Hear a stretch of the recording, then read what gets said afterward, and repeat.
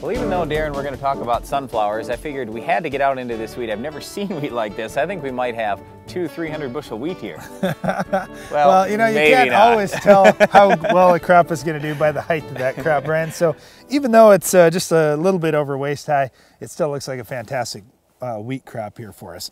But one of the crops that we're really focused on right now is sunflowers. And when you think about it, sunflowers don't get a lot of attention, Brian. There aren't a lot of herbicide options. And when you think about it, I can't spray post-emerge for broadleaves. I just don't have any choices. Well, hey, tough luck. There's still things that you need to be scouting for out in your field, especially insects, but also you need to pay attention to disease. If there's disease in your area, you've got to do preventative treatments because you can't really cure things up later on. Nope, you can't. And I hear one of the neighbors is doing preventative treatments as they go past with the helicopter there. You know, if you're going to go out spraying late in the season in sunflowers, you can't do much with herbicides. Like Darren said, we just don't have any real good options other than to control grasses. Certainly you can use Select Max or one of the products like that. That's great. But on the broadleaf side, you don't have options.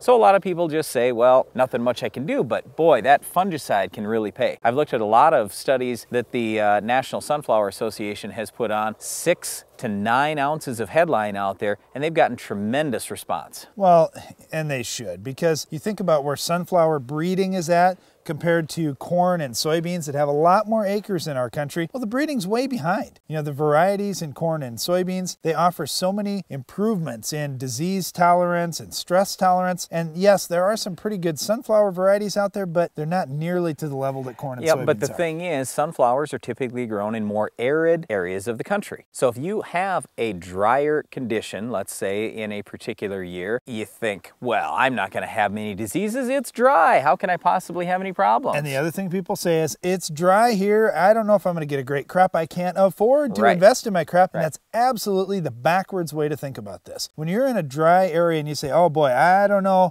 I don't know if I'm going to make it. The way my dad always put it, and he grew up in north central Iowa, he said, rain makes up for your mistakes. If you're in an arid area of the country, you aren't going to get that extra rain. You've got to protect everything you can for that crop in order to get top yields. Yep, so the number one thing that we always suggest here on Ag PhD is this. You don't have to believe one word we're telling you about different pesticides working, not working, whatever. We just want you to try some things on your own farm because everybody plants a little different variety, has a little different soil type, has a little different weather condition from year to year. Try things on your farm and then see. And also don't look at things just one year, look at them over a period of years. On our own farm, I can tell you, I like looking at, well, what's our 5-year average with fungicide? What's our 5-year average with insecticide? How are we doing on these things? Once you start doing your own tests, then you've got your own data, and that's way better than any that you can find anywhere else. Well, if you're a sunflower grower and your eyes are wide right now saying, wait a minute now, what are these guys saying? I'm going to have to spend a whole bunch of money on my crop.